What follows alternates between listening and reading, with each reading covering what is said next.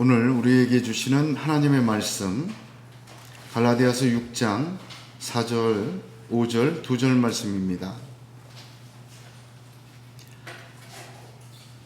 갈라디아서 6장 4절, 5절, 2절 말씀을 저와 여러분이 합독하겠습니다.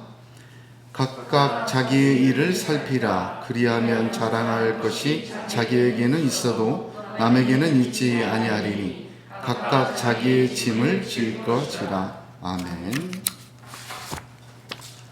성령을 따라 행하라. 그것은 성령과 보조를 맞춰 걸으라. 그러한 뜻입니다. 성령과 보조를 맞춰 걷는 인생은 유업을 이을 자가 유업을 이은 자가 되는 유일한 길이기도 합니다. 저와 여러분이 예수 믿고 구원받았으면 하나님 나라의 유업을 이을 자가 된 것입니다. 오직 그것은 우리 주님께서 십자가에서 죽으시고 부활하심으로 말미암아 값없이 우리에게 주신 축복입니다. 그렇게 구원받은 성도는 구원받은 후에 이 땅에서 성령과 보조를 맞추어 걸음으로 유업을 이은 자가 되는 것입니다. 그러므로 우리가 받은 유업을 이을 자라는 신분과 자격은 유업을 이은 자가 되는 완성에 이르는 것 역시 우리의 힘과 노력이 아니라 성령의 역사임을 성경은 말씀하고 계십니다. 구원받은 것도 하나님의 은혜요. 구원받은 자가 하나님 나라 유업 받는 것도 그 과정도 하나님의 역사입니다. 그 낙타가 바늘길을 통과하는 게 불가능하지만 하나님은 하시는 것처럼 우리를 죄에서 구원하시고 하늘나라의 유업 이은 자로 그렇게 세워 가시는 하나님의 역사가 있는 줄로 압니다. 그렇게 하는 건 모두 하나님의 능력입니다. 하나님께서는 성령과 함께 인생의 길을 걷는 자를 하나님의 나라에 이르게 하십니다. 오직 하나님께서 하시는 역사입니다. 성령과 보조를 맞추어 인생을 살고 순종하며 살다 보면 제일 먼저 범죄를 만난다고 하였습니다. 이 실수하고 실패한 것을 만날 때 남들이 그럴 때는 바로 잡아 주어라. 그리고 너 자신을 살펴보아라 하였습니다. 두 번째는 자긍함을 만난다고 하였습니다. 자기는 그렇게 성령과 보조를 맞추어 산다고 알면 그렇게 착각하여서 스스로 높이게 되고 자기를 긍정하게 되고 이 자긍함의 올무를 만나게 되는데 이 영적 전쟁의 원리와 똑같다. 가나안 전쟁도 아간의 범죄와 이어서 기브온 거민과의 언약, 자만을 만나게 되었다. 똑같은 것이다. 그래서 자기를 긍정하여 자만에 빠지는 그것을 잘 말씀해 주셨습니다. 오늘 말씀은 세 번째입니다. 세 번째로 범죄와 자긍에 이어서 오늘 말씀을 한 문장으로 줄여라. 그 내용의 메시지를 한 문장으로 줄여라 하면 너 자신을 하나님 앞에 세우라는 것입니다. 오늘 본문을 보면 구체적으로 세 가지를 하나님 앞에 세워야 된다 말씀하고 있습니다. 4절을 보면 각각 자기의 일이라는 표현을 했습니다. 자기의 일을 하나님 앞에 세우십시오. 두 번째, 더 가면 그리하면 자랑할 것이 자기에게는 있어도 합니다. 자기 자랑을 하나님 앞에 세우십시오. 세 번째, 5절에 자기의 짐을 질 것이라 했습니다. 자기의 짐을 하나님 앞에 세우십시오. 세 가지를 세워야 돼요. 자기의 일, 자기의 자랑, 자기의 짐. 이 세 가지를 하나님 앞에 세워야 하는 것입니다. 구체적으로 이 하나하나를 살펴보기 전에 오늘 말씀에서 세 번이나 강조하고 있는 단어가 하나 있습니다. 4절과 5절에는 자기라는 단어가 3번이나 강조되어서 나옵니다. 하나님 앞에 설 때 우리는 모두 홀로 나 자신이 서게 됩니다. 이 구체적으로 자기의 일, 자기의 자랑, 자기의 짐을 나누기 전에 자기를 먼저 나눠야 돼요. 왜 이렇게 강조를 했느냐? 성령을 따라 사는 삶에는 남과 세상의 문제가 아닙니다. 나 자신이 문제예요.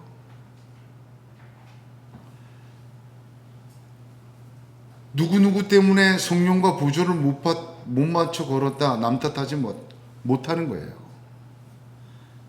그렇게 살고 싶었지만 세상이 너무 악하고 힘들고 거칠어서 내가 못 따라갔다. 핑계 댈 수 없어요.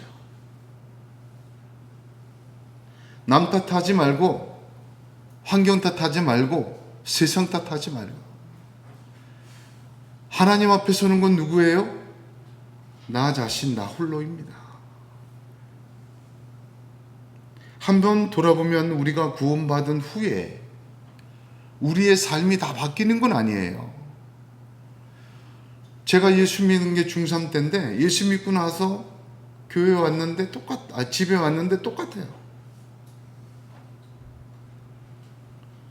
거칠고 험한 세상 속에서 우리는 예수 믿고 나서도 유업을 이은 자로 성령과 보조를 맞추어 걸어가야 돼요. 여전히 죄악되고 육신의 일에 둘러싸여 있고 성령을 따라 보조를 맞추는 것 쉬운 일이 아닙니다.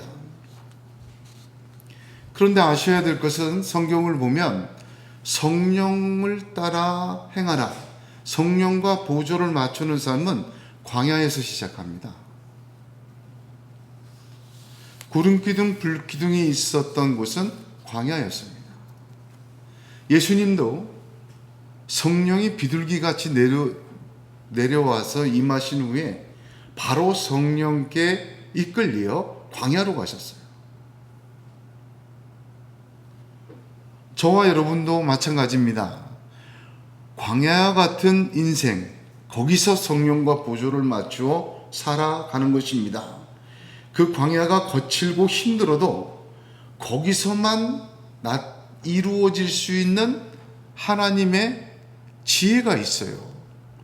욥기서 23장 10절을 보면 나의 가는 길을 오직 그가 하시나니 그가 나를 단련하신 후에는 내가 정금같이 나오리라. 정금같이 나오기 위해서 반드시 광야에서 성령과 보조를 맞추며 살아가는 거예요. 히브리서 12장 2절 3절에 믿음의 주여 또 온전케 하시는 이인 예수를 바라보자.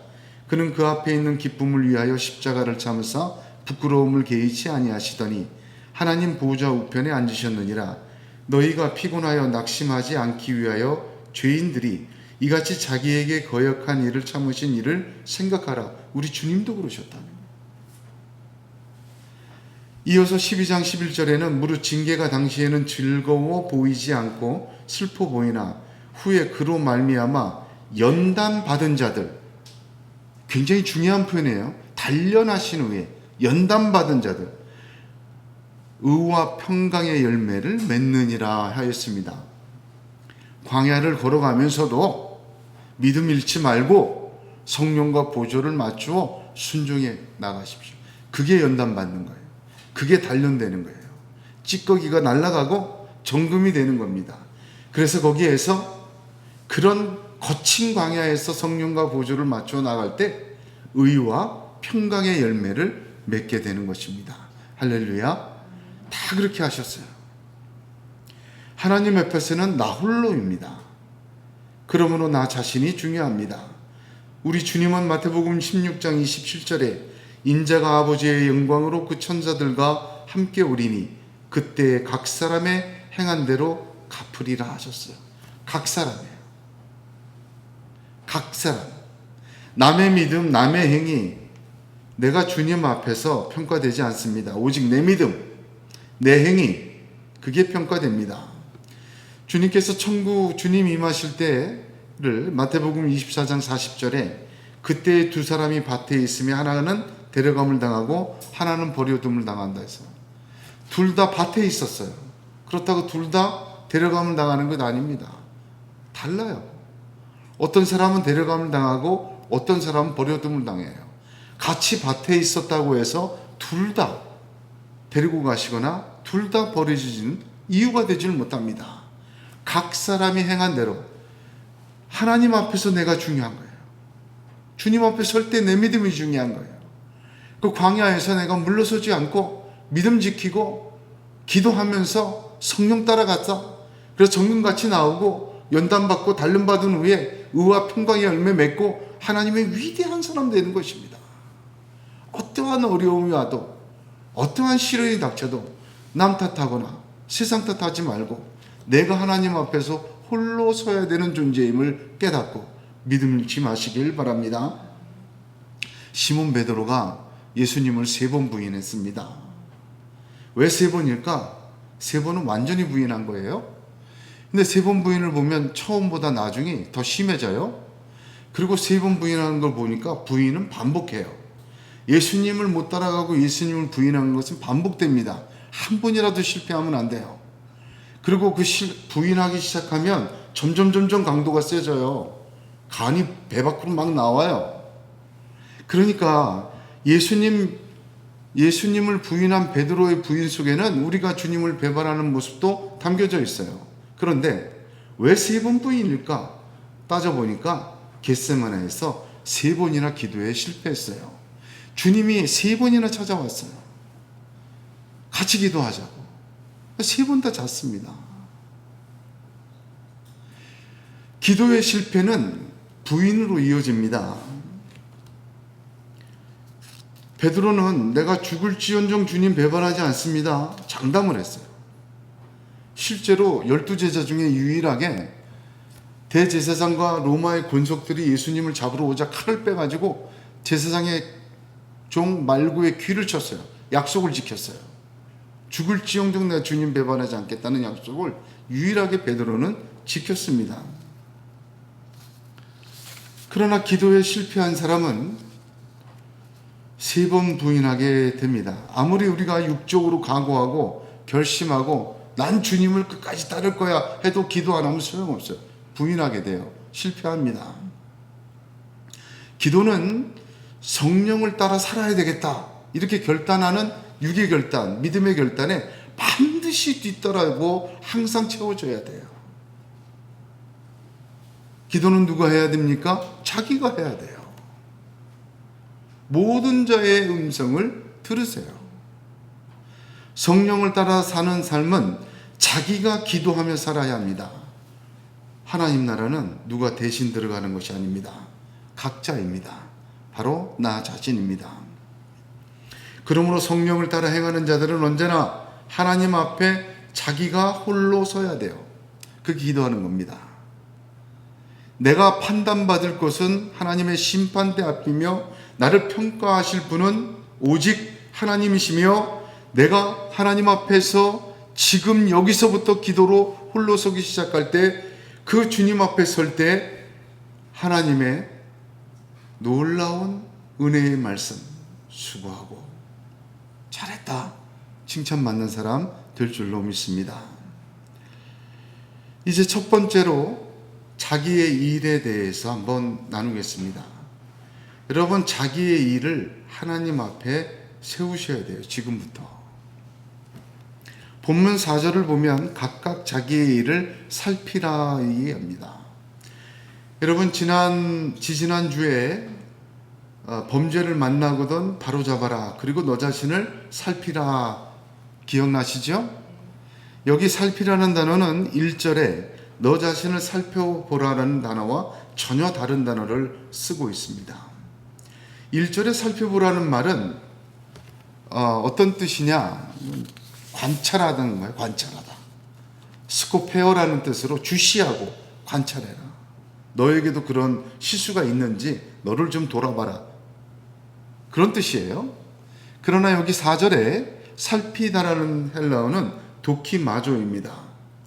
이 단어는 시험하고 검증하다라는 뜻입니다. 그래서 이 말은 각각 자기의 일을 검증해라. 시제가 명령법 현재 능동태예요. 이것은 뭘 의미하냐면 상태를 의미해요.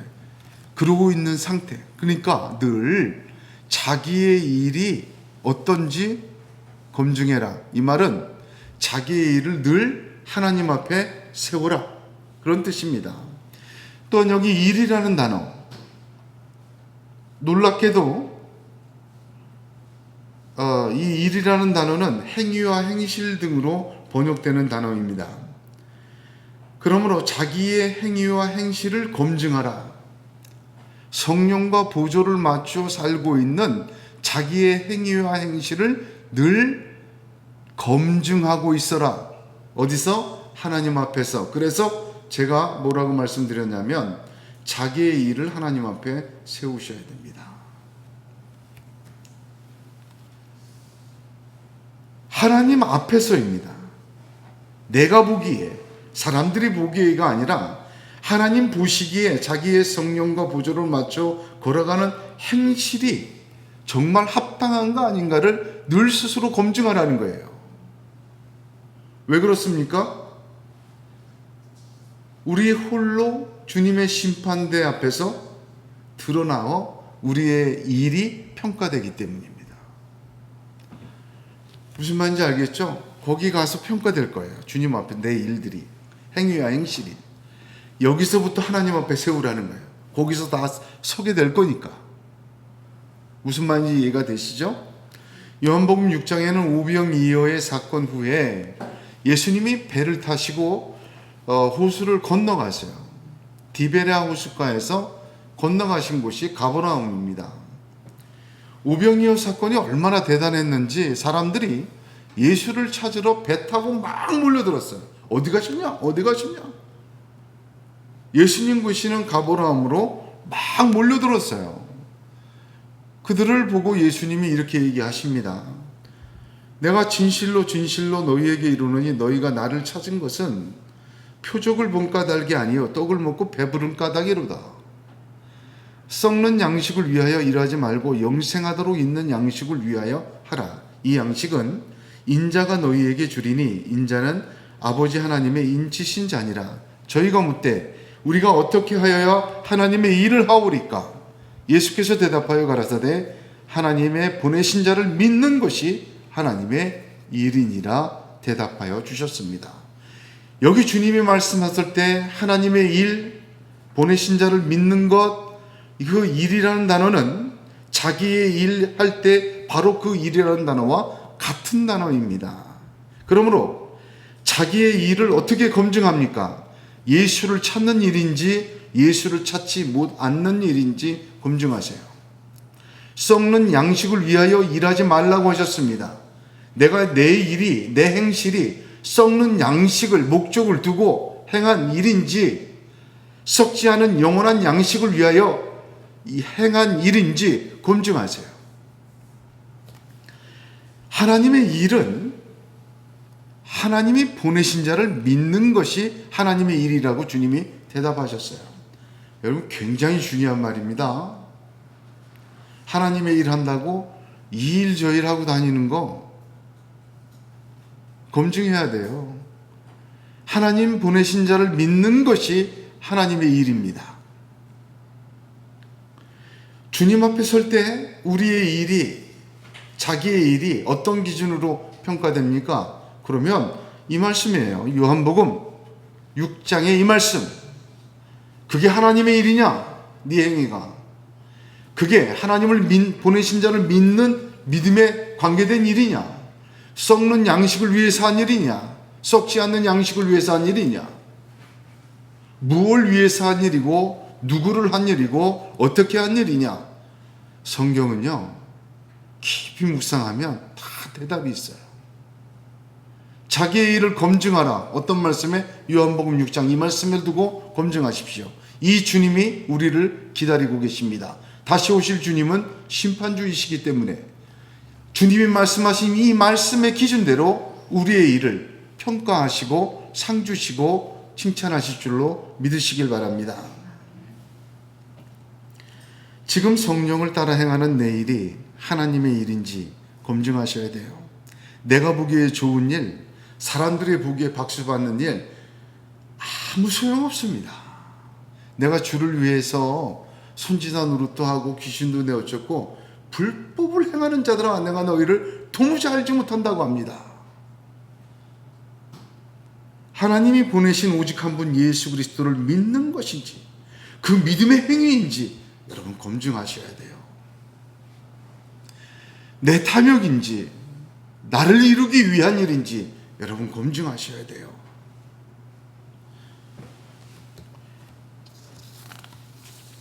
둘째로 자기 자랑을 하나님 앞에 세워야 합니다. 4절에 그리하면 자랑할 것이 자기에게는 있어도 남에게는 있지 아니래. 이게 무슨 말입니까?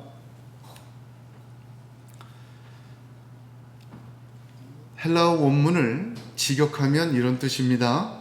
그때 그는 그 자신에 대해 자랑할 근거를 가지게 되는 것이지 다른 사람과의 비교로 그러한 것이 아니다 라는 뜻이에요. 무슨 얘기냐? 자랑할 것이 자기에게는 있어도 네 속의 자랑을 다른 사람과 비교해서 자랑을 갖지 말라 그 뜻이에요. 직역하면 다른 것과 비교하지 말라 이런 뜻이에요. 여기 깊은 의미가 있습니다. 먼저 자랑이라는 단어를 분명히 알아야 돼요. 헬라어 성경에 신약 성경에 자랑이라고 번역된 헬라어가 모두 12종류나 됩니다. 다 틀려요. 의미가. 근데 여기 쓰여 있는 그 중에 하나 카우케마라는 단어를 쓰고 있는데 이 단어는 어떤 자랑의 의미냐? 자기만족, 자기환이라는 뜻이에요. 그러니까 남에게 나의 뭐를 자랑질하는 그런 자랑이 아니라 내 속의 만족이에요. 자랑이에요. 뭐 남한테 말하든 말하지 않든 내가 자랑스러워. 내가 이 속에 아주 프라우드해요. 그런 기쁨이 있어요. 그 만족, 환이라는 뜻인데 여기 카우케마는 그러니까 무슨 뜻이냐면 그리하면 자랑할 것, 너의 만족이 너 속에는 있어도 남과 비교될 수는 없는 것이다. 그런 뜻이에요. 어렵죠? 그러나 풀어보면 자기 자신의 자랑, 즉 만족이라고 하는 이 기쁨이 자기만이 가진 이 기쁨, 다른 것과 비교해서 생각하지 말라 뜻이에요. 풀어보면 성령을 따라 행하는 곳에 만족이 있어요.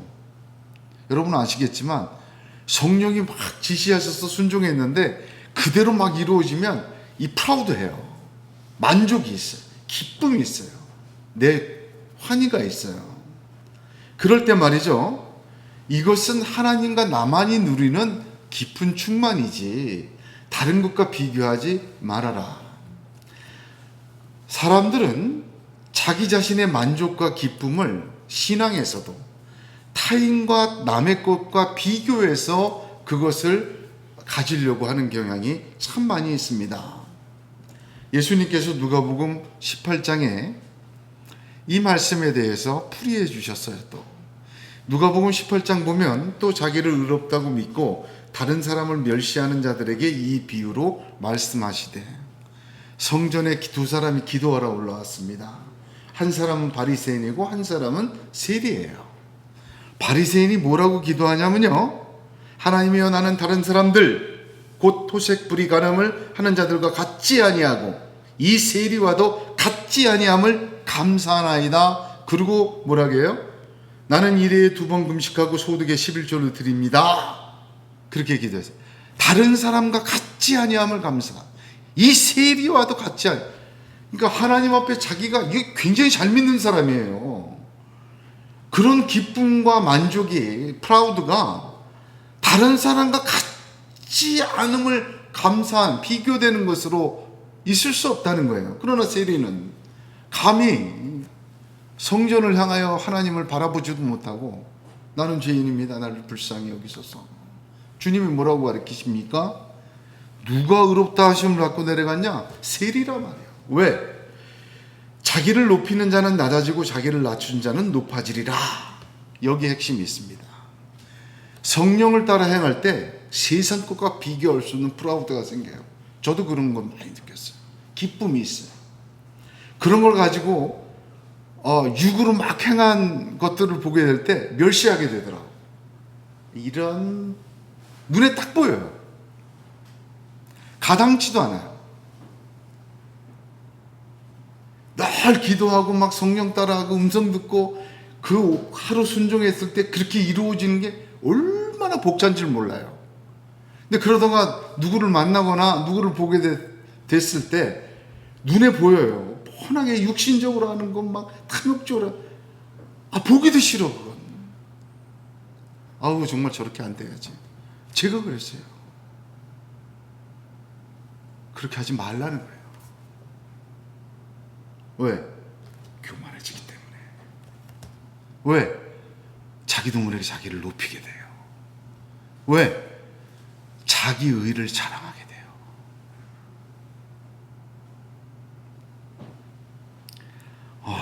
이 하나님의 말씀이 막 심령골수를 파고 저를 쪼개는 것 같아요. 어쩜 이렇게 정밀하신지. 비교라는 것은 상대적이에요. 내 것이 기준이 되는 겁니다. 내게 역사한 하나님의 역사만 옳은 거예요. 그 교만해져요. 자기 의가 세워져요. 교만과 자기 의는요, 유대인들이 예수를 믿지 못하는 가장 큰 이유였어요. 자기도 모르게 그런 함정에 빠진다는 것입니다. 우리가 성령을 따라 살고 성령의 역사로 이루어짐을 보게 되면 세상에 알 수 없는 만족과 기쁨이 있어요. 그건 무엇과도 빼앗을 수가 없어요. 그런데 그것을 다른 사람, 다른 것과 비교하는 순간 어디에 빠져요? 영적 교만에 빠진다. 자기의가 세워진다. 여러분, 성령과 보조를 맞추어 살다가 이 충만한 기쁨과 만족이 생길 때 품고 기도해야 돼요. 성경에 보면 그런 사람이 있습니다. 누굽니까? 세례 요한의 어머니 엘리사벳이에요. 남편 사가랴는 제사장이고 엘리사벳도 둘 다 나이가 많아서였어요. 나이가 많아졌는데 환상을 보고 엘리사벳이 임신을 했어요. 애 없다가 애가 생기니까 엘리사벳이 뭐라고 얘기하냐면 이후에 그의 아내 엘리사벳이 잉태하고 5달 동안 숨어 있으며 이르되 주께서 나를 돌보시는 날에 사람들 앞에서 내 부끄러움을 없게 하시려고 이렇게 행하심이라 하더라. 요한복음 1장 24절 25절 이렇게 고백합니다. 사람들 앞에서 내 부끄러움을 없게 하시려고. 그러면 자랑해야 되잖아요. 야, 내가 하나님으로 임신했다. 내가 나이 넘기까지 애를 못 가져 너무 수치스러웠는데 하나님 날 다 씻어주었다. 자랑했어야 되잖아요. 잔치라도 해야 되잖아요. 그런데 5돌 동안 숨어 있었다. 그 만족과 환희를 가지고 5돌 동안 숨어버렸어요. 제가 이 말씀 묵상할 때 깊은 걸 깨달았어요. 5달이니까 3, 5, 15, 150일이다. 150일이 뭘까? 왜 5달일까 생각하게 됐는데 150일이 뭘까? 노아가 방주에 있던 시간이더라고. 노아가 방주에 있을 때 세상에 관영한 악과 육의 모든 것이 멸해졌어요. 그 시간이 150일이었어요.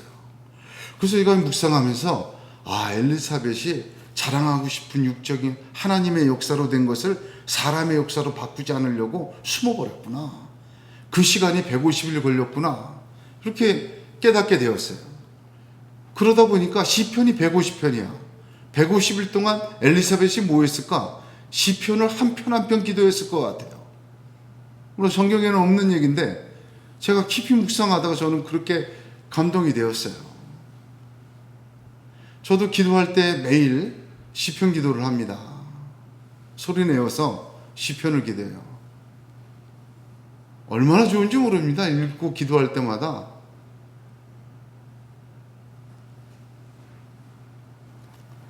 엘리사벳은 내 부끄러움을 없게 하시려고 하면서 숨어버렸어요.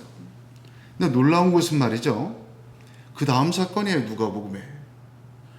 동정녀 마리아가 잉태한 사건이 나오는데 뭐라고 기록되냐면 누가복음 1장 26절에 여섯째 달에 천사 가브리엘이 하나님의 보내심을 받아 갈릴리 나사렛이란 동네로 가서, 놀라운 것은 세례 요한의 어머니 엘리사벳이 5달 동안 숨어 있고 그 다음 달 6달, 시간의 기준을 누구로 얘기를 해요?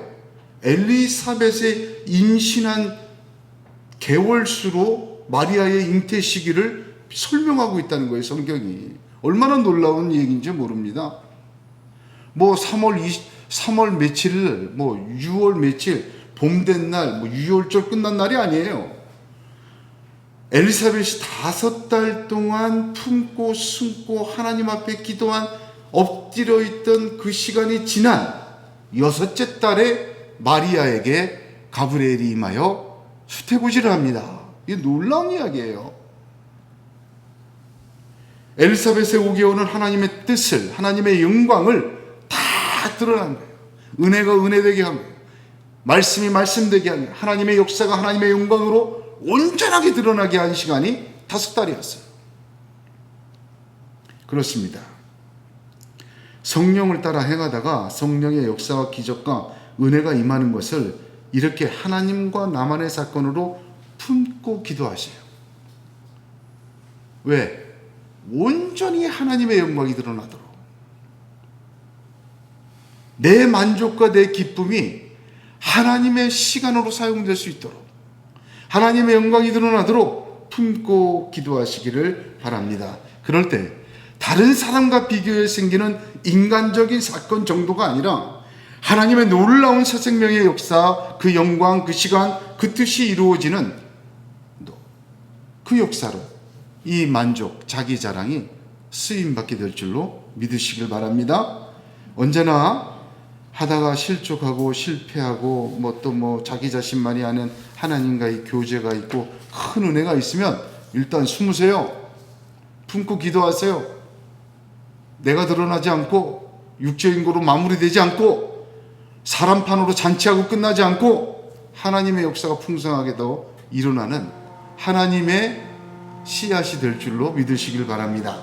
세 번째로, 자기의 짐을 하나님 앞에 세워야 합니다. 5절을 보세요. 각각 자기의 짐을 질 것이라 합니다. 이것도 원문 직역하면 이렇게 됩니다. 왜냐하면 각 사람은 자기의 짐을 질 것이기 때문이다. 이게 무슨 말입니까? 하나님의 심판대 앞에 각각 자기의 짐을 가지고 가는 거예요. 어떻게? 평가받으려고. 짐을 질 것이라. 결국은 하나님의 심판대 앞에 각자가 짊어지고 온 짐을 가지고 가서 평가될 것이다. 그 뜻입니다. 그래서 지금 여기 짊어지고 있는 짐을 하나님 앞에 세우셔야 돼요. 여기 짐이라는 단어, 2절에도 짐이라는 단어가 나오죠. 2절에 보면 너희가 서로 짐을 지라. 이 짐과 여기 5절의 짐은 단어가 틀려요. 같이 번역됐어도. 2절 강의할 때 말씀드렸죠. 2절에서 짐은 무거운 짐이에요. 배로 운반할 정도의 다양한 짐입니다. 이 짐의 핵심의 의미는 부과된 짐이 아니라 성령을 따라 행할 때 내가 감당해야 될 짐을 의미합니다. 그러나 여기 5절의 짐은 포르티오라는 헬라어를 씁니다. 성경에 4번 사용되었는데 마태복음 11장 30절에 수고하고 무거운 짐진 자들아 하실 때 사용했고, 무거운 짐을 묶어 사람의 어깨에 지우되 자기는 이것을 한 손가락으로도 움직이려 하지 아니한다 하실 때 사용하셨으며, 누가복음 11장 46절에 화 있을진저 또 너희 율법 교사여 지기 어려운 짐을 사람에게 지우고 너희는 한 손가락도 이 짐에 대지 않는도다 할 때 모두 주님이 사용하신다는 거예요. 그걸 바울이 여기서 썼어요. 이 짐은 무슨 짐입니까? 감당해야 될 짐이 아니라 부과된 짐이에요.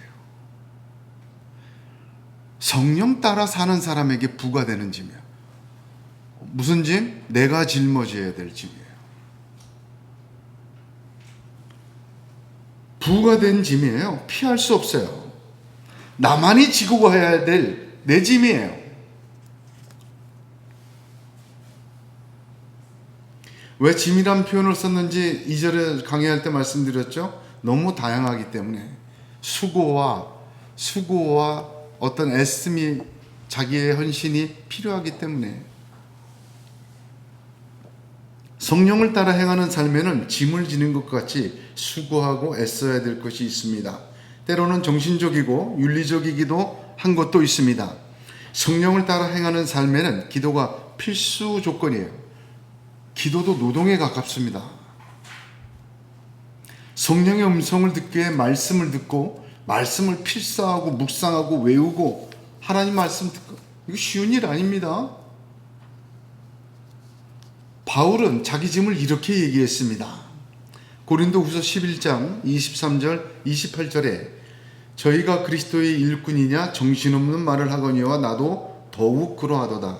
내가 수고를 넘치도록 하고 옥에 갇히기도 더 많이 하고 매도 수없이 맞고 여러 번 죽을 뻔하였으니 유대인들에게 40에 하나 감한 매를 5번 맞았으며 3번 태장으로 맞고 1번 돌로 맞고 3번 파선하는 일 주야를 기품에서 지냈으며 여러 번 여행에 강의 위험과 강도의 위험과 동족의 위험과 이방인의 위험과 시내의 위험과 광야의 위험과 바다의 위험과 거짓 형제 중의 위험을 당하고 또 수고하며 애쓰고 여러 번 자지 못하고 줄이며 목마르고 여러 번 굶고 춥고 헐벗었노라. 이 외의 일은 고사하고 오히려 날마다 내 속에 눌리는 일이 있으니 곧 모든 교회를 위하여 염려하는 것이라. 이건 바울의 짐이었습니다.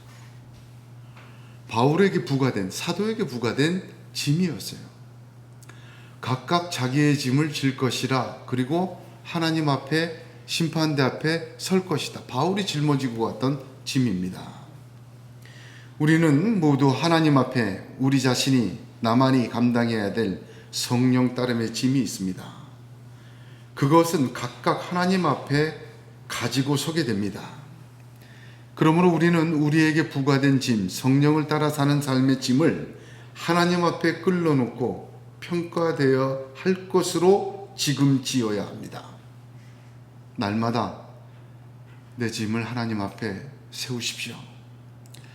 바울의 이 3가지, 너의 자기의 일, 자기의 자랑, 자기의 짐을 하나님 앞에 늘 세우라. 이 가르침은요, 바울 자신의 것이 아니라 주님의 교훈이었습니다. 예수님이 그렇게 말씀하셨던 거더라고요. 요한복음 21장을 보면 시몬 베드로에게 내가 나를 사랑하느냐 3번 물으시죠. 3번 부인했다고 3번 물으셔요. 내 양을 먹이라, 내 양을 치라, 내 양을 먹이라 하셨어요. 베드로가 아멘 하고서는 다 끝난 후에 엉뚱한 질문하는 게 뒤에 나옵니다. 전혀 맞아 보이질 않는데 예수님 곁에 있던 제자 요한이에요. 예수님이 사랑하시던 제자 요한. 그 사람은 어떻게 되냐 이거예요. 왜냐하면 예수님이 내 양을 먹이고 내 양을 치고 내 양을 먹이라 3번 말씀하신 후에 뭐라고 얘기하셨냐면 내가 진실로 진실로 내게 이르노니 내가 젊어서는 스스로 띠띠고 원하는 곳으로 다녔거니와 늙어서는 내 팔을 벌리리니 남이 내게 띠띠고 원하지 않는 곳으로 데려가리라 하셨어요. 이 말이 무슨 뜻인지 그 다음 절에 바로 설명했어요. 그가 어떻게 죽을 것인지를 말씀하신 것이다. 이렇게 규정을 해놨습니다. 남이 데려가다 그 말은 너는 이제부터 성령 따라 살지 네가 원하는 대로 못 살아. 그 뜻이에요. 실제로 사도행전 10장을 보면 원하지 않는 고넬료 집에 가서 그들에게 세례 베푸잖아요. 또 죽음까지도 원하지 않던 죽음을 갖게 돼요. 그 뜻입니다. 그러자 베드로가 뚱딴지같이 이걸 물어봅니다. 뭐라고 물어보죠? 이 사람은 어떻게 되냐 이거죠. 예수의 사랑하시는 그 제자가 따르는 것을 보니 그는 만찬 속에서 예수의 품에 의지하여 줄을 파는 자가 누구이니까 묻던 자라. 이에 베드로가 그를 보고 예수께 여짜오되 주여 이 사람은 어떻게 되겠삼나이까. 예수께서 가라사대 내가 올 때까지 그를 머물게 하고자 할지라도 내게 무슨 상관이냐, 너는 나를 따르라 하시더라 하였습니다. 이게 이 가르침이에요. 그냥 어떤 일화를 집어넣은 게 아닙니다. 젊어서는 네가 네 원대로 다녔지만 이제부터는 남이 네가 원하지 않는 곳으로 끌고 다니니까 성령 따라 살 거야 해놓고, 그렇게 아멘 했어요. 너는 나를 쫓으라 해놓고 베드로가 물어볼 때 이거 대답했어요. 네가 무슨 상관이냐, 너는 나를 따르라. 바로 오늘 주신 말씀과 동일한 교훈인데 주님의 가르침입니다. 예수님을 따라 사는 삶, 성령을 따라 사는 사람 삶에는 다른 사람이 어떻게 되는 것이 너와 무슨 상관이냐는 것입니다. 너는 나를 따르라. 이 말은 예수님 자신에게 집중하라는 말입니다. 나를 예수에게 집중해야 합니다. 다른 사람, 세상의 문제, 그 풍조에 밀려다니고 남 탓하고 세상 탓하고 악함을 탓할 필요 없어요. 내게 무슨 상관이냐 이게. 너는 나를 따르라. 나에게만 집중해라. 그게 성령 따르는 사람의 삶이고 믿음이다. 노아는 세상과 다른 사람에게 집중하지 않았습니다. 오직 하나님의 말씀과 뜻에 집중하였습니다. 또한 예수님께서 말씀하시고 바라시고 원하시는 것대로 예수에게 집중해야 따라가는 것이 성령을 따른 삶임을 보여주고 계십니다. 내가 무슨 상관이냐. 오늘 성령을 따라 사는 삶을 주시는 세 번째는 범죄함과 자긍에 이어 우리 자신을 하나님 앞에 세우라는 것입니다. 우리의 일을, 우리의 행위를, 우리의 만족과 우리의 짐을 하나님 앞에 늘 세우시길 바랍니다. 우리의 일을 세울 때 그 일이 주님께서 원하시는 일인지 검증해야 되고, 우리의 행위를 세울 때 이것이 하나님의 일인지 늘 돌아봐야 합니다. 썩을 양식을 위해 일할 수도 있기 때문에 목적이 자신이 될 수도 있기 때문입니다. 성령의 역사로 주신 만족과 환희, 그 자랑을 품고 기도하시기 바랍니다. 육적인 것으로 만들어 있고 자기 의로 변질되기 쉬우며 자기를 높이는 것으로 오염되기 쉽습니다. 자기의 짐을 심판대 앞에 가져갈 것이다, 하나님 앞에 가져갈 것이기에 여기 지금 있잖아요. 지금 여기서 하나님 앞에 늘 세우시기를 바랍니다. 성령을 따라 살면서 부과된 그 짐, 하나님에게 평가될 것으로 바라보고 지시기를 바랍니다. 고린도전서 4장 5절에 그러므로 때가 이르기 전 곧 주께서 오시기까지 아무것도 판단치 말라. 그가 어둠에 감추인 것을 드러내고 마음의 뜻을 나타내시리니 그때 각 사람에게 하나님께로부터 칭찬이 있으리라. 아멘. 요한계시록 22장 12절에 보라 내가 속히 오리니 내가 줄 상이 내게 있어 각 사람에게 그의 일한 대로 갚아주리라. 아멘. 하나님은 오늘 우리에게 말씀하십니다. 우리 자신의 일을, 우리 자신의 행위를, 우리 자신의 자랑을, 우리 자신의 기쁨을, 우리 자신의 짐을 하나님 앞에 세우라 말씀하십니다. 기도하겠습니다. 거룩하신 하나님,